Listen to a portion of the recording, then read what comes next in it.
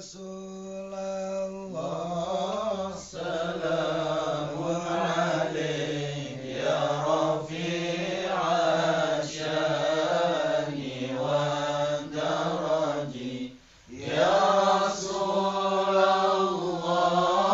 salamun alaik ya rafi'a syani wa daraji عطفة يا جيرة العالمين يا أهيل الجود والكرم وسفين للنجاة إذا خفت من طوفان كل أذى فانجو فيها لا تكون كذا واعتصم بالله واستعيني فانجو فيها لا تكون كذا واعتصم بالله واستعيني يا رسول الله سلام عليك يا رفيع الشان والدرج يا رسول الله سلام عليك يا رفيع الشان والدرج عطفة يا جيرة العالمين يا أهيل الجود والكرم ربي فانفعنا ببركتهم واهدنا الحسنى بحرمتهم ربي فانفعنا ببركتهم واهدنا الحسنى بحرمتهم وأمنا في طريقتهم ومعافاة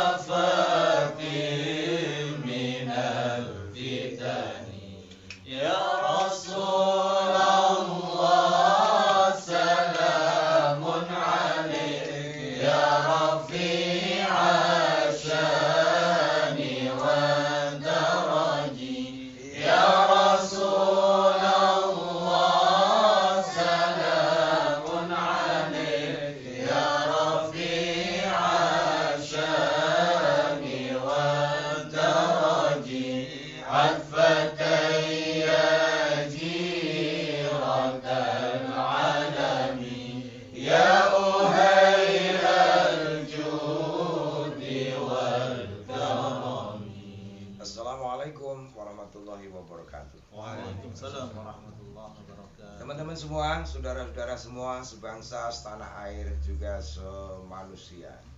Pada kesempatan ini saya duduk manis bersimpuh dengan hati tawajuh, ngelemprak pinarak di dalam sambang sambung serawung silaturahmi anjang sana ke rumah cinta Elkhis.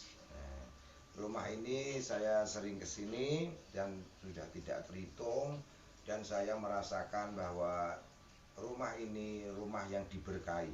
Amin. Karena yang punya rumah sepertinya tidak punya privasi, karena dijadikan ruang bagi kegiatan anak-anak kampung, masyarakat, terus ya termasuk kegiatan-kegiatan NU, dan tentu ini ada Kang apa namanya? Kang Ilham, ada vibrasi ya, keberkahan dari kampung ini. Di Pelosok Kuning ini ada masjid kuno pada era Hamengkubuwono pertama 1750, dan di situ tentu ada cipratan ya, keberkahan, dan saya melihat rumah inilah bisa jadi kecipratan roh tersebut, dan di sini banyak kegiatan di dalam Elhis ini. Tentu nanti biar dikisahkan oleh Kang Ilham soal Elhis ini. Yang penting saya membahasakan suasana ini. Rumah ini sangat welcome dan ahlan wa sahlan bi khudurikum, dan sangat sugeng rawuh. Sehingga anak-anak merasa nyaman berada di rumah ini. Kalau pas tidur juga sangat ngorok di rumah ini. Tapi tidurnya ting telalang. Nah, dan tidur di sini tuh nampaknya hanya merebahkan lelah, karena sambil jagong, sambil ngopi, membahas macam-macam sampai tertidur sendiri. Jadi hidup itu seperti itu, asyiklah hidup, pokoknya melayani ke sana kemari, nanti akan mati sendiri-sendiri ya. Kang Ilham, ini saya bahagia di balik COVID-19 yang sebenarnya ya, saya memendam rindu yang pekat ke Jogja karena kedekatan ya. Dan inilah saatnya di ruang rumahmu ini, ruang rindu, kita bisa bertemu. Dan saya nanti di sini 3 hari, tapi jalan-jalan ya, tidak mesti nanti di sini untuk nge-save tari sufi di Jogja dan juga nge-save peradaban Nusantara. Memang Kiai Budi Channel hanya akan memuat mozaik peradaban di Nusantara yang indah, dan peradaban itu tentu untuk menepis ya, dari biadab menjadi beradab. Kenapa Indonesia tidak gampang disulut oleh konflik, pertengkaran, dan percekcokan atau saling membunuh? Karena negeri ini masing-masing orang, kelompok punya keasyikan kultural yang menjadi pengalian untuk tidak menganiaya pihak-pihak lain. Nah, begitulah Elhis nafasnya seperti itu.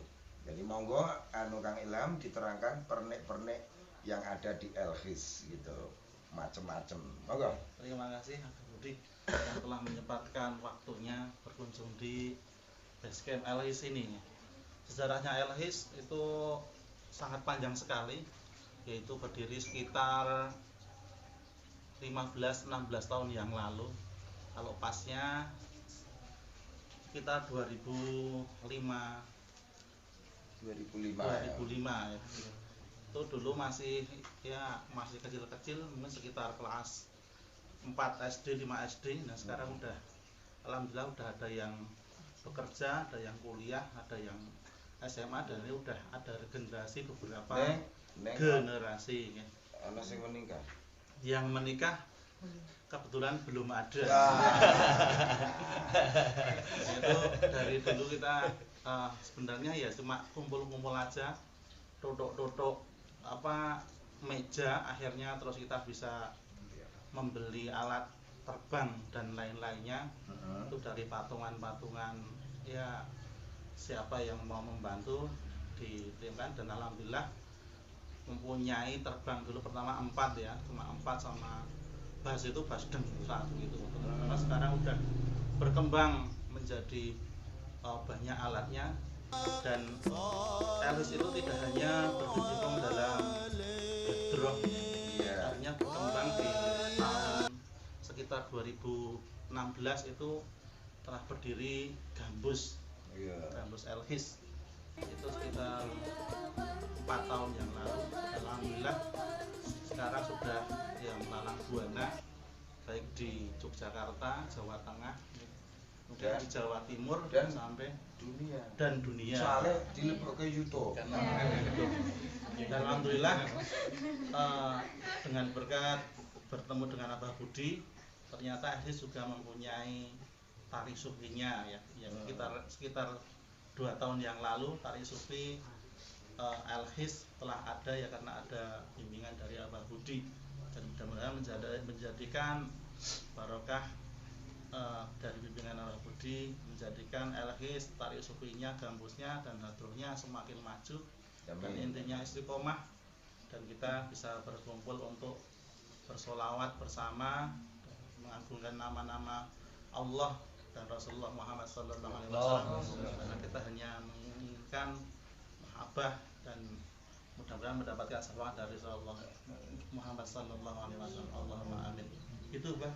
Ini yang soal ibu-ibu gimana? Hadro ibu-ibu. Hadro ibu-ibu itu juga ibu-ibunya itu teman-teman Elhis sebenarnya ya. Itu kok juga pengen nutuk terbang untuk intinya untuk melepas apa ya, kesibukan rumah tangga dalam kaitan rindu mencurahkan hati. Dalam mencurahkan hati, akhirnya juga terbentuk Ibu Hadroh namanya Al Hasanah. Itu ditambahi Al Hasanah. Jadi Hadroh STW setengah tua. Dan itu juga ada udah yang simbah-simbah. Malah Udah punya putu itu juga ikut Hadroh. Ya intinya pokoknya kita bersama-sama untuk bersolawat. Terus Mas Ilham, dikaitkan aksi-aksi sosial Elhis yang pernah terakhir kemarin saya ikuti itu berkaitan dengan masyarakat. Mungkin ada apa gerakan sunatan ya itu ya kegiatan Elhis semuanya tentang sosial sangat banyak sekali ya. Ya terutama kegiatan-kegiatan di Masjid Tonegoro itu sangat ditopang dengan kegiatan-kegiatan Elhis ya, terutama kegiatan PHBI ya, seperti Isra Mi'raj, Maulid Nabi, itu pasti tidak lepas dari Elhis yang mengisi sholawatannya, baik di acara-acara warga, mungkin ada manten atau sunatan atau lahiran bayi. Insya Allah Elhis selalu siap untuk mengeluarkan ya apa yang dipunya Elhis. Nggih, Kang Ilham, ini nanti tentu akan merangsek bukan sekedar grup ya. Mungkin ketika orang mau pranoto coro di event kampung kekeluargaan, mungkin bisa saja Elhis punya. Contohnya yang pranoto Jowo atau ya MC biasa gitu kan. Dan tentu ini kalau dikaitkan dengan ajaran Islam, ini Elhis bagian dari sebuah komunitas yang memendarkan rahmat atau cinta ke masyarakat. Dan ini prototip yang sengaja saya liput Kang Ilham untuk inspirasi bagi anak-anak muda di Indonesia. Ternyata di negeri ini, di gang-gang kampung, di pelosok, di pinggir pantai, di puncak gunung, dan di mana saja di kota-kota itu ada semacam Elhis ini yang sangat menjadikan kampung itu indah gitu loh. Dan saya mendoakan Elhis tetap istiqomah. Amin, amin, amin, amin. Dan selalu berkarya, berkreasi. Nanti memendar lagi Kang Ilham punya semacam usaha online atau usaha apa bentuknya, karena jomblo itu nanti berakhir akan menikah kan. Dan di sana pasti ya ada hal yang menyangkut tanggung jawab keluarga. Elhis membekali diri melalui usaha-usaha mikro. Syukur ono sing jadi pengusaha gede. Amin. Dan ini insya Allah ini juga kita tidak melupakan regenerasi. Iya. Ini sudah terbentuk 1 tahun ini, yaitu Elhis Junior. Yang kemarin saya live streaming yang terutama yang buka pas Abah Budi pas kesini gitu. Ya, itu Elhis Junior ya. Sekarang ana sing gendut lucu. Ada yang gendut lucu orang itu. Itu Niam namanya. Tadi malam ulang tahun juga ngundang Hadroh Elhis. Oh iya. Ini Kang Ilham, ini kamu punya istri yang solehah ini. Amin. Karena rumah yang dijadikan ubak-ubek, delusap-delusup Elhis ini sampai ngorak-ngorok tadi di balik kelelahan menjagong peradaban ini. Mbak, bagaimana ungkapan perasaanmu sepanjang anak-anak ini masih kecil sampai sekarang jomblo itu?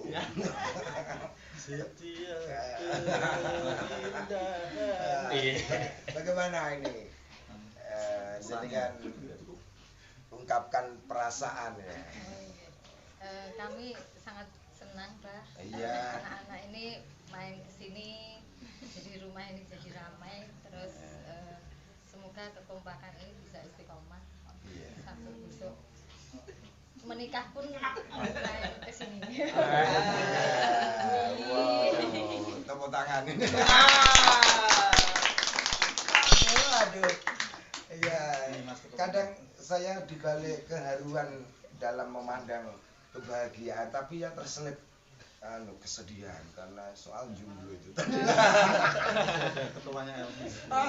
Ya, ini gitu Mbak ya. Iya. Dan tentu karena engkau ini Mas Ilham dan Ibu ini mendidik anak seperti ini, Allah akan anugerahi anak cucumu soleh-soleh. Amin, amin. Ya, kemudian teman-teman di balik mudoroso dari keluarga indah ini mewakili ya Elkhis ini, mohon ya tidak sekedar ya komen ya, tetapi sedalam ungkapan perasaan di balik kita kumpul-kumpul selama ini. Monggo kan. Asmane. Assalamualaikum warahmatullahi wabarakatuh. Nama saya Sukri Siki. Alhamdulillahirrahmanirrahim. Terima kasih kepada Pak Budi yang sudah meluangkan waktu untuk bersilaturahmi di basecamp Elkhis. Ya, saya di sini selaku ketua Elkhis sangat bangga, senang pada teman-teman yang dulunya masih kecil-kecil. Imut-imut ya? Iya, masih imut-imut Pak. Sekarang sudah pada bengos Mbah. Sekarang ora amit-amit nuwun sewu. Amit-amit kan nuwun sewu. Alhamdulillah masih menjaga kekeluarganya dan bisa istiqomah sampai sekarang. Iya, sampai kapanpun Ya, juga. amin, amin. Doakan Mbah biar gak jomblo semua Pak. Lah mau sing tak sedihkan. Teman-teman, ungkapan singkat ini tidak sekedar ungkapan ya, karena Elkhis punya riwayat yang panjang di balik dari mulai kecil itu, dan tentu ada di baliknya ya orang yang gemati, orang yang telaten. Karena inti cinta itu perhatian. Jadi ada orang yang perhatian.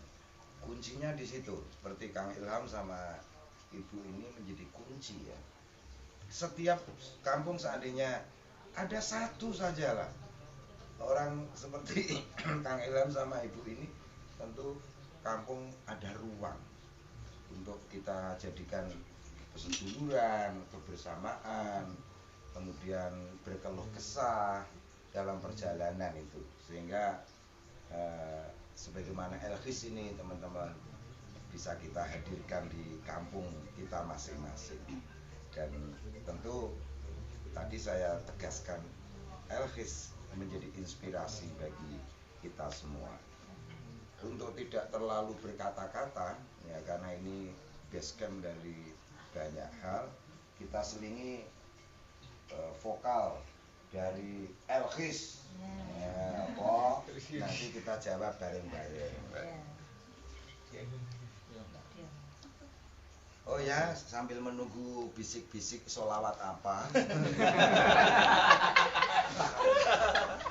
Ini kita lihat ini adik-adik cantik ini. Ini tari sufinya ini. Wah. Ya kan? Nah ini. Wah, ini kalau sudah menari tidak mau berhenti ini. Kecil-kecil. Ya, tari sufi di Elkhis ini nanti akan tumbuh karena setiap cita-cita Kang Ilham ya, itu bagai benih yang sudah ditanam di dalam tanah. Hanya seiring musim dia akan tumbuh menyejarah. Amin. Masuk. Main nak segera mudeng ya angel ya. Iya. Ya, ini hampir berakhir. ini liputan singkat. Yuk cepat karena ditunggu oleh Gus Muafik ini. Kebetulan ada Gus Muafik sore ini di Pelosok Kuning. Yuk. Suka-suka saja sedikit. Yuk. Man ana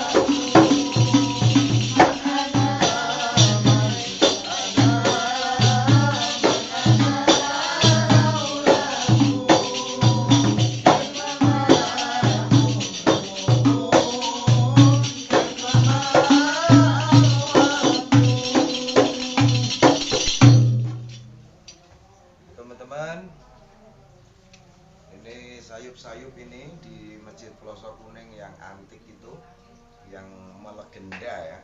Dan siapapun kalau ke Jogja jangan lupa menyaksikan masjid atau ya katakan tahiyatul masjid di Pelosok Kuning ya. Karena yang masih utuh di antara empat patok negoro. Tolong Kang Ilham diceritakan sebentar supaya menjadi destinasi yang bersifat spiritual. Oke? Ya, sejarah Masjid Patok Negoro itu dibangun pada zaman pemerintahan Hamengkubuwono pertama ya. Terus setelah perjanjian Giyanti yaitu Keraton Ngayogyakarta mendirikan Kerajaan Ngayogyakarta, dan itu akhirnya untuk pengembangan agama Islam Keraton Ngayogyakarta membuat masjid. Yang pertama itu masjid di pusatnya di Kauman ya. Nah, untuk mengembangkan lagi, Hamengkubuwono pertama itu mendirikan masjid di 4 penjuru, yaitu yang pertama di penjuru bagian utara itu Masjid Patonegoro Ploso Kuning ya. Terus yang kedua ke barat itu ada Masjid Patonegoro di Melangi. Terus ke selatan ada Masjid Patonegoro di Ndongkelan. Terus ke timur ada Masjid Patonegoro di Babatan ya. Nah, kebetulan Masjid Patonegoro di Ploso Kuning itu dari bentuk arsitekturnya itu belum pernah dirubah sama sekali. Bahkan dari zaman dulu ya. Ada pohon yang masih, bahkan masih ada pohon sawo kecik, yaitu istilahnya sawo becik ya, agar ya semua jamaah itu menjadikan artinya becik itu baik ya. Itu simbolnya di ada tanaman sawo beciknya. Dan tiap Masjid Patonegoro itu pasti ada depannya ada makam ya. Itu ciri-cirinya Masjid Patonegoro, baik di Ploso Kuning, di Melangi, di Ndongkelan itu pasti ada makam yang berdiri di depan Masjid Patonegoro. Dan ada lagi nih semacam apa, warung kopi ya, angkringan, tapi tidak bayar teman-teman. Jadi itu dibuka saat apa itu Mas? Itu tiap saat, tiap hari ya, terutama nanti setiap sholat jamaah 5 waktu. Setelah kita sholat jamaah nanti makan minum di situ dan tanpa membayar alias gratis, yaitu dari bahan pokok makanan itu telah ada yang nyumbang ya. Jadi tiap warga itu yang mempunyai kelebihan rezekinya itu udah ada yang nyumbang beras, ada yang nyumbang supermi, ada yang nyumbang gula, dan akhirnya ya tiap hari itu pasti ada makanan di. Dan ada yang menyumbang kayu sebagai api cinta. Iya, kayu juga ada. Karena khas pakai kayu tadi. Kayu ya Pak. Pakai kayu. Dan alhamdulillah ya sampai sekarang ya semakin banyak yang baik, tidak hanya warga Ploso Kuning, baik dari tamu-tamu dari jauh-jauh ya biasanya ngelengkan di angkringan itu. Iya. Teman-teman semuanya dan juga khususnya Elvis ini, nanti dibalik kita ngopi jagong nyakruk, maka bisa pengarang lagu ya, khususnya entah Maros Elvis, entah mengklus sebuah kahanan gitu, contohnya COVID ini dikarang jadi lagu untuk artefak peradaban. Teman-teman, kami kira sekilas ini aja dulu, nanti lain waktu kita bisa dialog lagi di Elvis ini. Dan saya juga terima kasih atas sambutan di Elvis ini, dan terasa seperti di rumah saya sendiri ini. Terima kasih Pak. Ya. Dan tadi didendangkan teman Ana itu. Ya, tentu setiap kita punya pendaran dari guru ya, guru dari guru, gurunya guru, ada guru, dan sampai ke Rasulullah Muhammad SAW. Sehingga sholawat pekian rindu kepada Rasulullah ini bagian dari ekspresi cinta Elvis kepada Rasulullah SAW.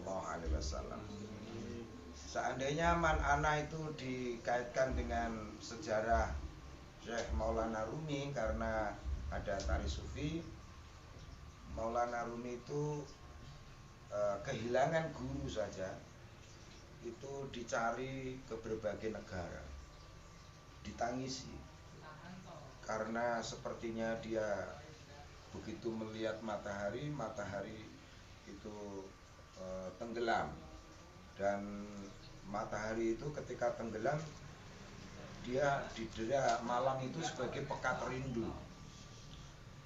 Akhirnya ketemu, maka disebut matahari itu namanya Syam, Sudin Syam, ketemu di Mekah. Nah, ternyata di Mekah diminta lagi oleh anaknya Salahuddin Walad itu mau pulang ke Syekh Rumi. Syekh Rumi bahagia gurunya kembali, tetapi akhirnya guru tersebut pergi lagi dan takkan kembali.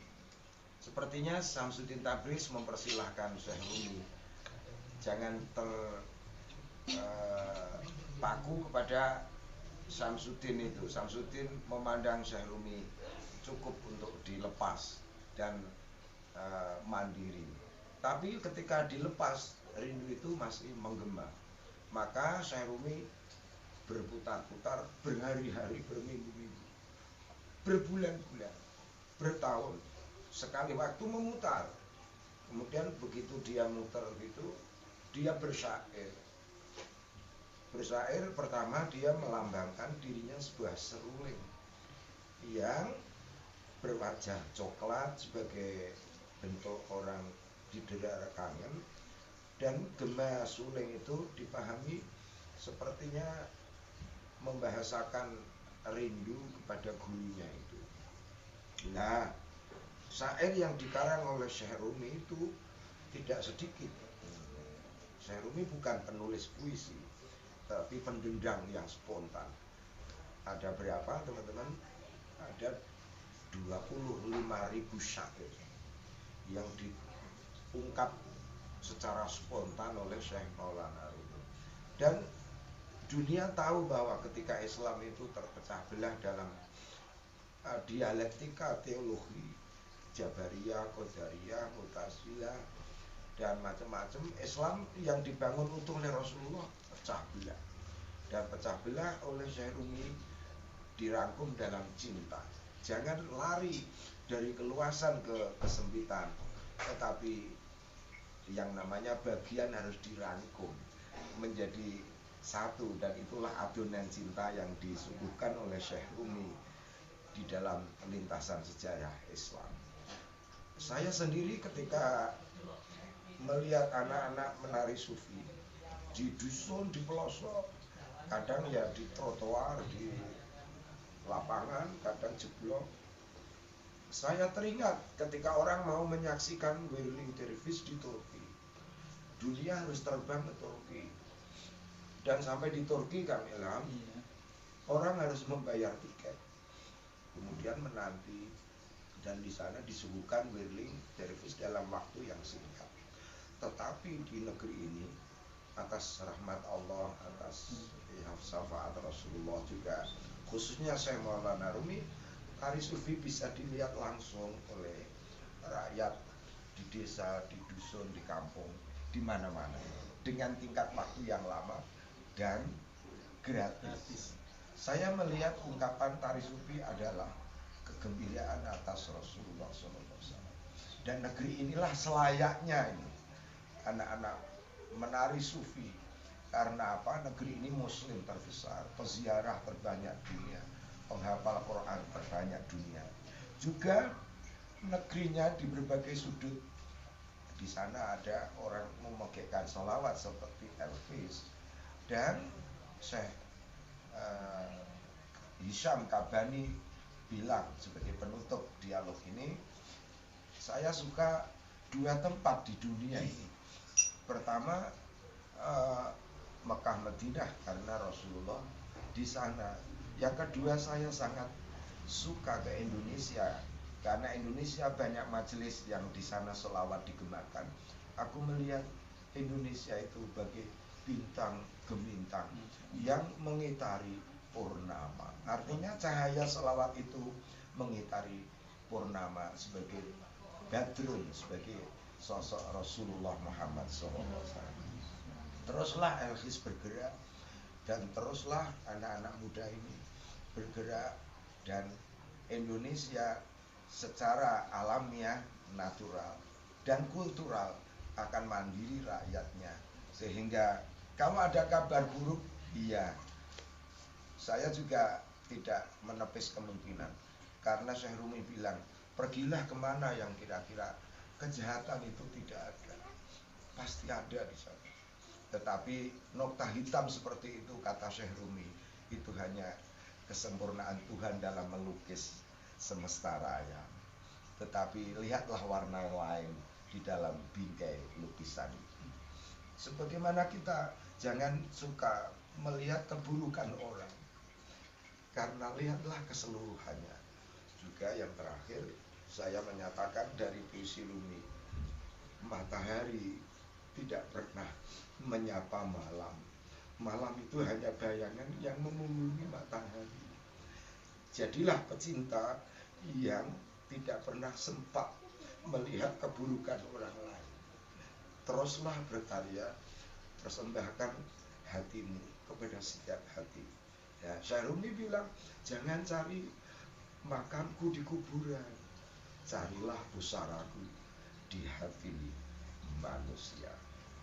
Ya, kita pakaikan, kalau saya bilang Elkhis Ploso Kuning, kita berkah luar biasa. Ya, Elkhis Ploso Kuning, berkah luar biasa.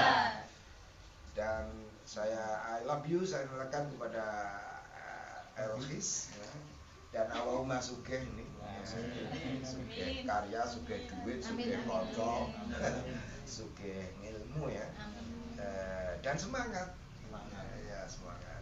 Matur nuwun teman-teman, sekian dan silakan like, komen, share dan subscribe ke English Channel untuk menyaksikan mozaik peradaban Nusantara yang indah sebagaimana Elkhis ini. Wallahul muwaffiq ila aqwamit thoriq. Assalamualaikum warahmatullahi wabarakatuh. Waalaikumsalam warahmatullahi wabarakatuh.